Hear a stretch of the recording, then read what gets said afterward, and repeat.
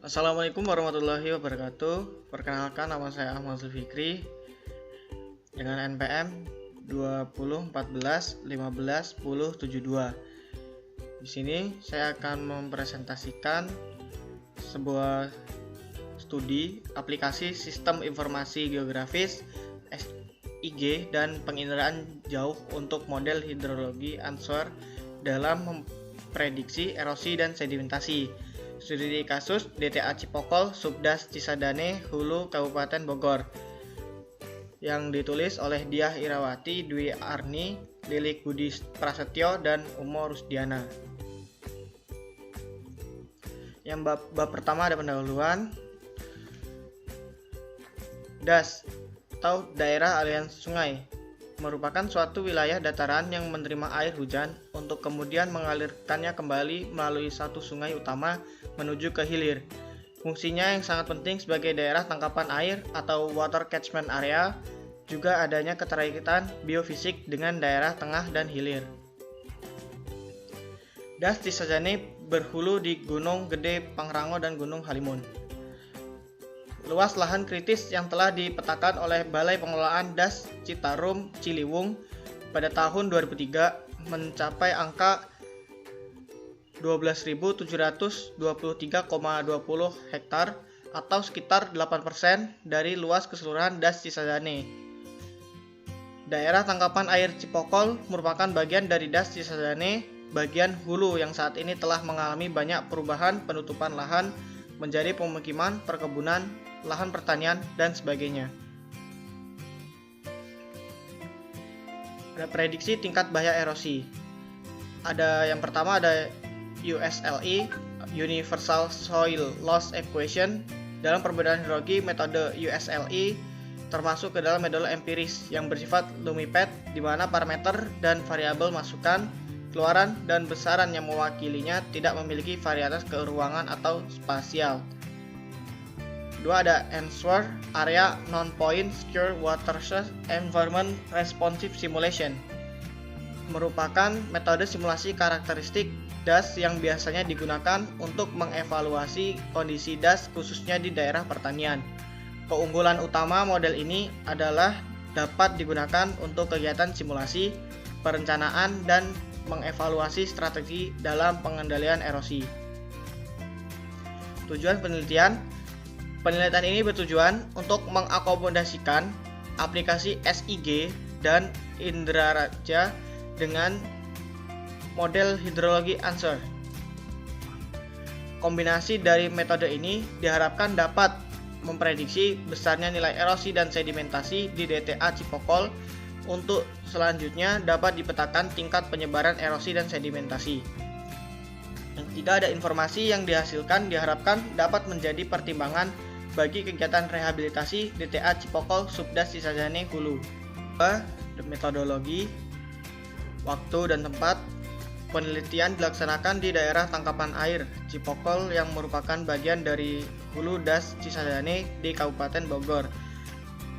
Waktu kegiatan dilaksanakan selama 4 bulan, dari bulan Juli sampai Oktober tahun 2005. Tahap pengumpulan data. Yang pertama ada data peta meliputi citra aster atau tera tahun 2004, peta batas daerah tangkapan air Cipokol, peta jenis tanah, peta topografi, peta sungai. Yang kedua, data atribut meliputi data curah hujan, tinggi muka air, sedimen, data parameter tanah, penggunaan lahan, dan parameter karakteristik sungai. Yang ketiga, data lapangan meliputi data titik-titik koordinat penutupan lahan di daerah tangkapan air Cipokol. Berikut ada tahap pembangunan basis data. Pertama, pembuatan peta digital, pembuatan peta penutupan lahan, pembuatan peta DEM atau Digital Elevation Model, dan arah aliran atau Flow Direction.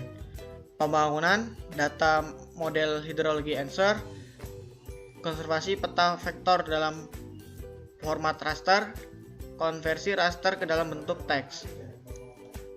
Pemetaan penyebaran nilai erosi dan sedimentasi. Peta penyebaran nilai erosi dan sedimentasi dilakukan dengan cara merubah angka yang diperoleh dari hasil keluaran model hidrologi answer menjadi bentuk raster dan diolah kembali menjadi bentuk peta. Simulasi penggunaan lahan. Simulasi penggunaan lahan dilakukan dengan tujuan untuk menentukan besarnya nilai erosi dan sedimentasi yang dihasilkan pada tutupan lahan yang berbeda. Diagram alur penelitian. Ada kondisi umum data DTA Cipokol Subdas Cisadane Hulu.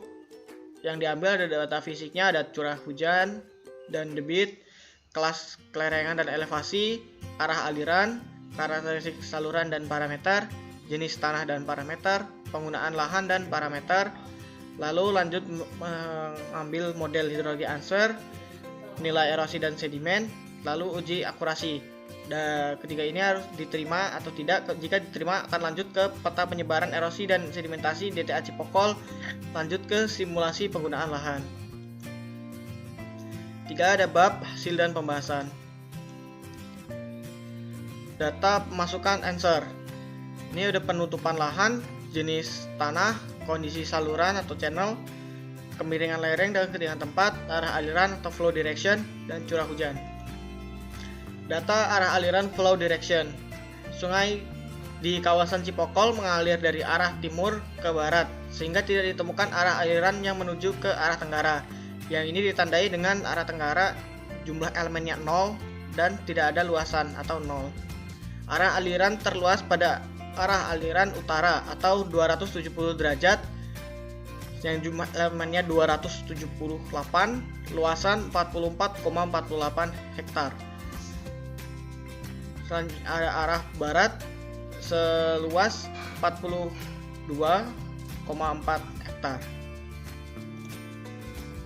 Data curah hujan. Dari data yang dikumpulkan, terpilih satu data yaitu kejadian hujan pada tanggal 8 Januari 2005 dengan intensitas hujan sebesar 46,7 mm. Berikut ini adalah data curah hujan dengan tinggi muka air dan debit setiap 30 menit. Keluaran data answer.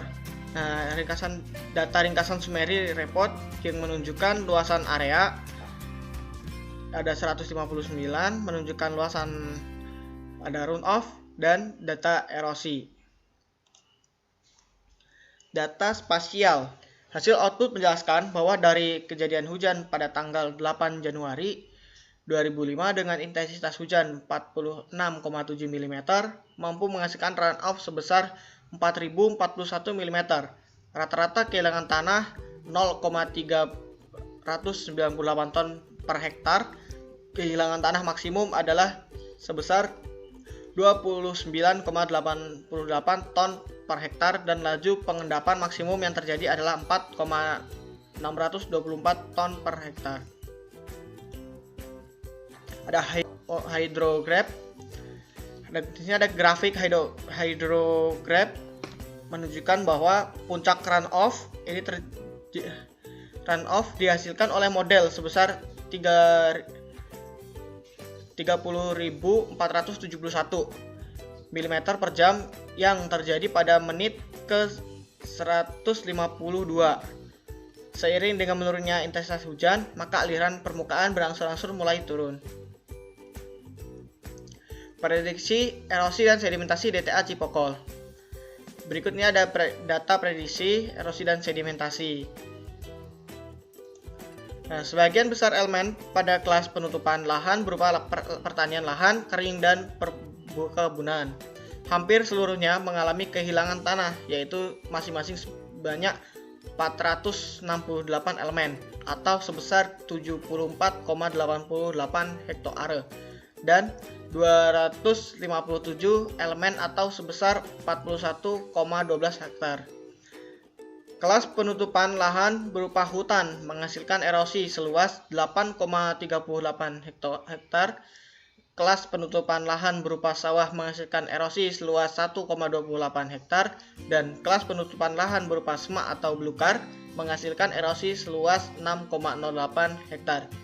Kisaran nilai erosi terbesar, yaitu lebih dari 10 ton per hektar, terjadi pada kelas penutupan lahan berupa perkebunan seluas 0,32 hektar, yang berarti bahwa hanya 2 elemen berada pada nilai ini kisaran erosi tersebut. Kisaran kelas sedimentasi dan pengendapan yang paling luas terjadi pada 0 sampai dengan 0,5 ton per hektar. Berdasarkan kelas penutupan lahannya, sedimen yang paling banyak terjadi adalah kelas penutupan semak belukar seluas 19,68 hektar. Penyebaran erosi dan sedimentasi. Berikutnya ada penyebaran terjadi di wilayah berikut ini. Ada hutan dengan sedimentasi dengan nilai 0,32 dengan erosi dengan nilai 1,12. Ada perkebunan dengan sedimentasinya 0 dan erosi 4,8. Pertanian lahan kering dengan nilai sedimentasi 0,16 dan tingkat erosi 0,64. Pemukiman sedimentasi 0 sedimentasi dan erosi 0,16. Sawah semak belukar sedimentasi 2,56 dan erosi 1,28. Simulasi penggunaan lahan. Ada tabel simulasi penggunaan lahan, ada kondisi aktual, ada skenario 1, skenario 2, dan skenario 3. Hasil dari skenario menunjukkan bahwa perubahan penutupan lahan menjadi kawasan perkebunan akan meningkatkan nilai runoff, nilai rata-rata kehilangan tanah, dan erosi maksimum. Penurunan yang cukup signifikan terjadi pada pengendapan maksimum sebesar 1,941 ton per hektar dibandingkan dengan kondisi aktual sebesar 4,624 ton per hektar. Bab keempat yaitu penutup. Ada kesimpulan. Yang pertama, aplikasi Sistem Informasi Geografis atau SIG dan penginderaan jauh dapat digunakan dan diaplikasikan ke dalam model Hydrology Answer sebagai sebuah tools untuk memudahkan dalam memperoleh masukan data ke dalam model. Hasil prediksi nilai erosi dan sedimentasi DTA Cipokol dengan menggunakan model Hydrology Answer dari kejadian hujan tanggal 8 Januari 2005 dengan intensitas 46,70 mm adalah sebesar 0,398 ton per hektar. Untuk rata-rata kehilangan tanah, pengendapan atau sedimen yang terbentuk sebesar 4,624 ton per hektar dan menghasilkan runoff sebesar 2.428 mm per jam.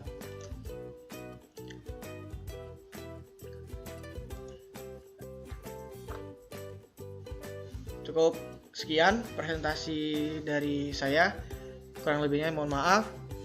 Wassalamualaikum warahmatullahi wabarakatuh. Terima kasih.